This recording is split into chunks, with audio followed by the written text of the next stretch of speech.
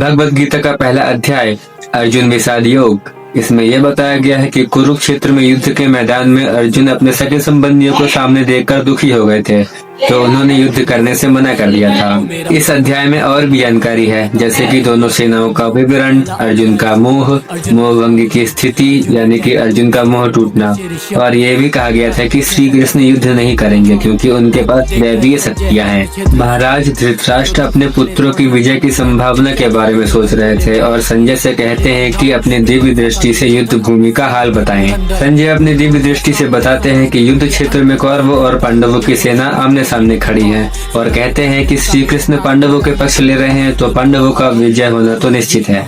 जब अर्जुन अपने सगे संबंधियों को विरोधी सेना में देखते हैं तो वे भावुक होकर युद्ध करने से मना कर देते हैं और शस्त्र त्याग देते हैं। शस्त्र त्यागने के बाद अर्जुन रथ के पिछले हिस्से में बैठ जाते हैं और कहते हैं कि अपनों को मारकर राज्य पाने की इच्छा नहीं है, ऐसा करके मैं नरक में जाऊंगा। इस अध्याय में अर्जुन की यह दशा बताती है कि सभी दुखों का मूल कारण है मन का अस्थिर रहना, मतलब मन में मोह नहीं होना चाहिए।